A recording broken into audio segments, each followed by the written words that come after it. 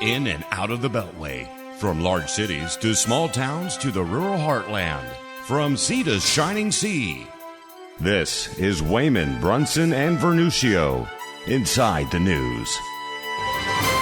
Welcome to another week of Inside the News. We've got two of the best in the business. We've got Frank Vernuccio and Ben Brunson. Let's say hi to the guys. Ben Brunson, how are you on this day?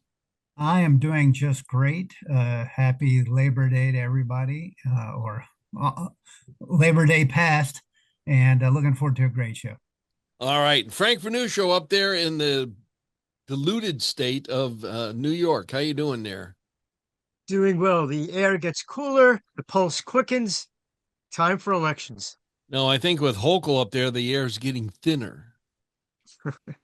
Well said. Okay, let's get started here. You know, this is really sad because this should be a no-brainer. Let's fight crime. And you got Pizza Boy over there as the governor of Illinois, and you've got some brainhead who doesn't even have a brain up there as the mayor of Chicago. And we're going to get letters and send them to Ben. But, these are two people that just are not in touch with reality. Frank, go. Yeah, they're not in touch with reality because they don't have to, because the media covers for them. But let's look at the real numbers. For 13 consecutive years, Chicago has had the most murders of any U.S. city. For 7 consecutive years, Chicago has had the highest murder rate among U.S. cities with more than 1 million people. In 2024, Chicago's murder rate per capita was 3 times higher than Los Angeles and nearly 5 times higher than New York City. Wow. That's more than double the murder rate in Islamabad and nearly 15 times more than Delhi.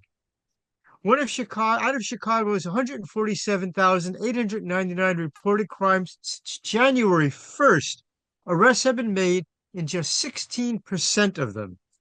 More illegal guns are recovered in Chicago than in New York City and Los Angeles combined. The number of reported motor vehicle thefts last year was more than double the number in 2021.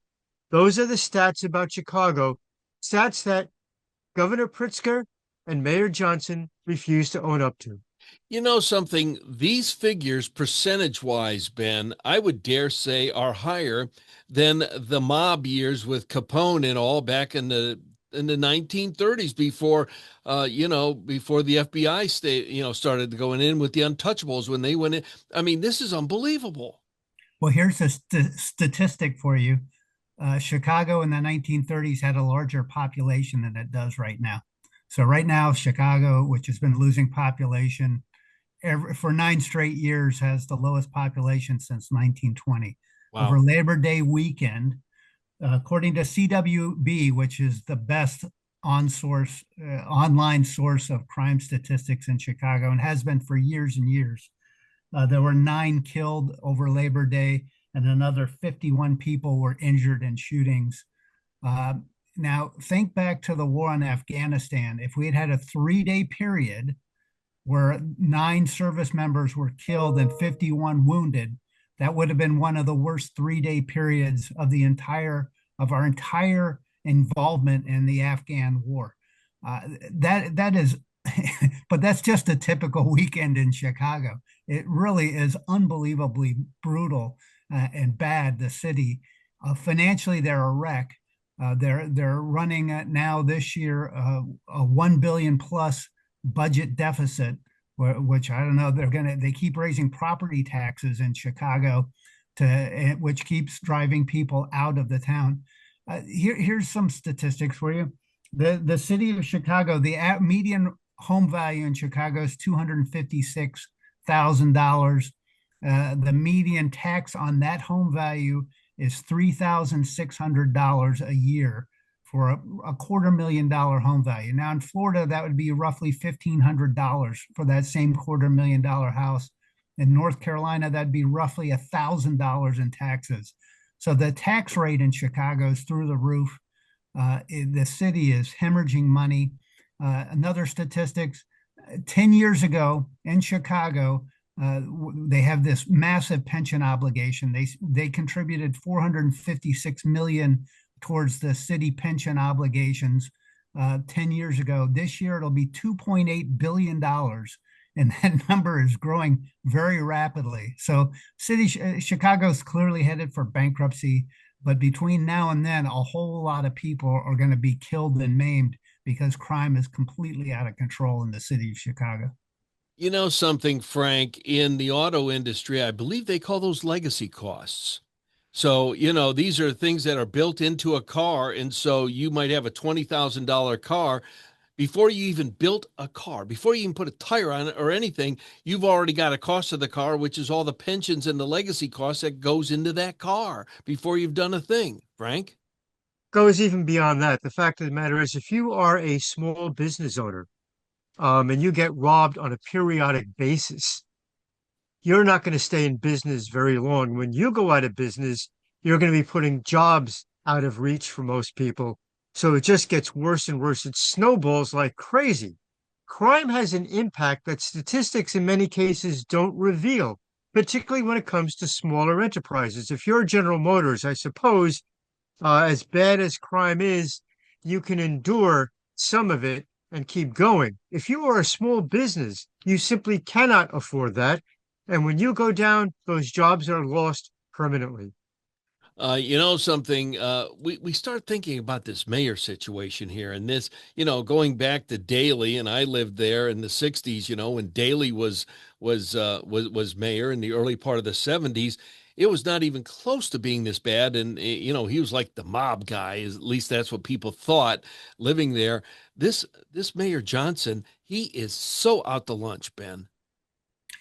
Well, look, he's terrible. He is a forerunner of Mamdani in New York City. Unfortunately, if he's to win, New York will get the Brandon Johnson treatment, which is essentially a guy who's a Marxist at heart, who hates everything to do with the federal government, anything to do with any type of conservative ideology, believes that, of course, minorities are the oppressed and the white man is the oppressor.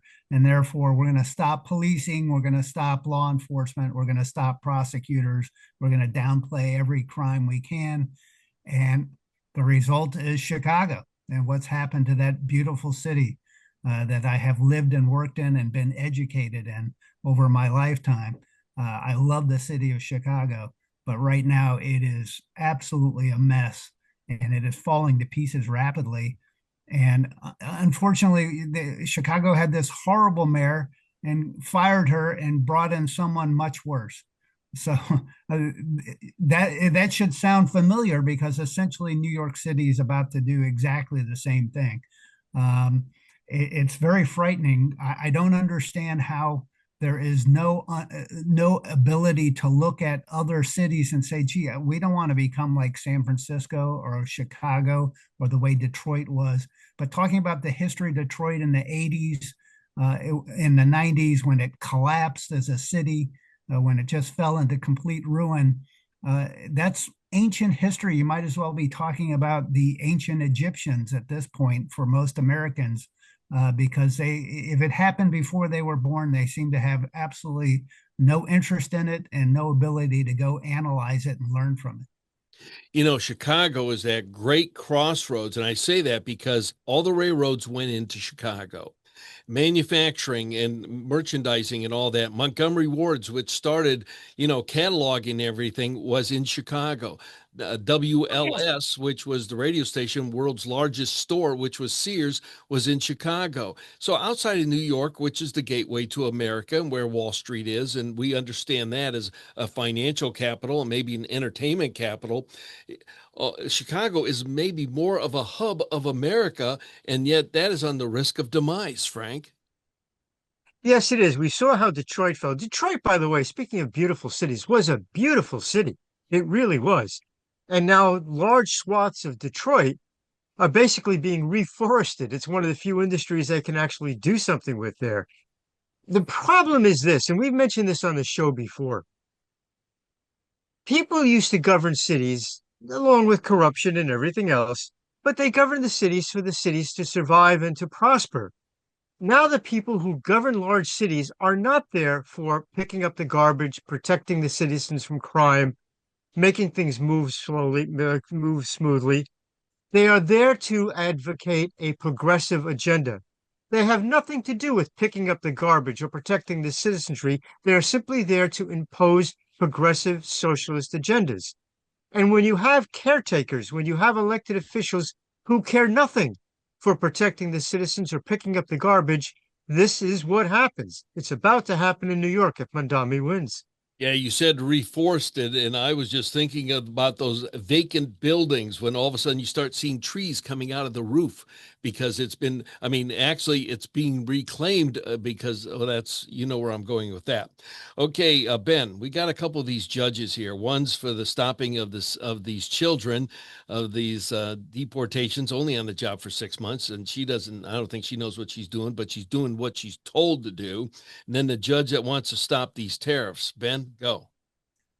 Yeah, interesting. Who would predict that a Biden appointee with the first name of Sparkle, if I'm not mistaken, uh, would come up with a ridiculous ruling? Look, the United States worked with the Guatemalan government to identify the parents and family members of thousands and thousands of children that came to this country.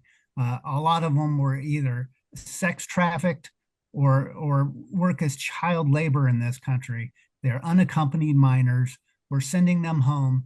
Now, if you're been around the block like we have, you remember that the left absolutely was fully on board sending a unaccompanied child back to their parents. We lived through it in the Elian Gonzalez struggle 30 odd years ago to return him to Cuba, of all places. And the left was fully on board that he should be returned to his parents. That's all that the Trump administration is doing here, is taking unaccompanied minors who are sitting in this country in what has become a horrific system of handling them in foster homes. And most of these kids wind up in deplorable situations. And unfortunately, a huge percentage gets sex trafficked. We're trying to return them to their families. We're working with the Guatemalan government. This was all approved by the Guatemalan government. They had identified the family members of all of these children that were being sent back. And the judge says, no, we don't want to do that. Let's keep them here. I guess supposedly so they can go back into the sex trafficking business. But it's really a horrendous decision. And, hopefully it gets overturned or reversed sooner rather than later. You know, Frank, they make the argument that Donald Trump wants to separate families. This is the opposite. He wants to reunite families. He wants to bring the children back to their parents. And the Democrats, which are total hypocrites, they're fighting this thing, Frank. Let's understand exactly what's going on here with these absurd decisions, which are sure to be overturned by the United States Supreme Court. It's a delaying action. The Democrats are seeking to rule by judicial fiat until the next two elections take place, the midterm elections and then the presidential election.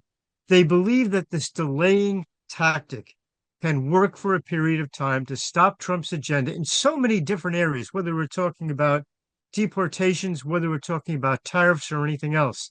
It's a delaying action until the next two elections take place, and the Democrats believe they can retake the House and they can retake the president, the White House.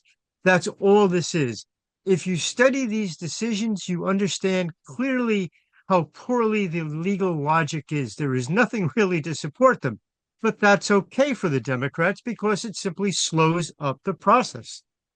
You know something, Ben? They screw this thing up, and they are doing it right now because they're on the losing end of 90-10 issues, 80-20 issues. The House and the Senate are reclaimed by the GOP, then they're going to lose 28. Then they're going to lose 32 and 36 because if you get J.D. Vance in there, he's going to have 8 years. The Democrats have really squandered away everything, and they don't care about the American people. Well, the Democratic Party is definitely in the wilderness right now. It's lost its way. It has no leadership. And it seems to be outmaneuvered by Donald Trump on just about every front because he takes full advantage of the Trump derangement syndrome, which infects virtually everybody on the progressive left. It doesn't matter what he wants, they're going to come out against it. Who could argue with trying to reduce the crime rate especially on the south side of Chicago, where blacks are killing blacks and wounding blacks, and just outrageous numbers, as we talked about to start this segment. And yet, here you have it, Pritzker and Mayor Johnson are fully against doing anything to positively impact that, just because it would help Donald Trump in their view. So that's how twisted the parties become. The Federal Reserve is no better, and it's the way it's being run right now. So we have a whole progressive left waging a guerrilla war, and it's going to fail, I think, quite miserably for the Democrats. Well, we got a big segment coming up as well. That was Ben Brunson and Frank Vernuccio. And, well, we're going to talk a little bit more about them next segment. But we got a new axis of evil. But it's not named that so much. But we got China, Russia, and India now in the mix. And what about Venezuela? It's all coming up right for you on Inside the News with Frank Vernuccio, Ben Brunson, myself, Guy Wehman. Stick with us. We'll be back. You're listening to Wehman, Brunson, and Vernuccio, Inside the News.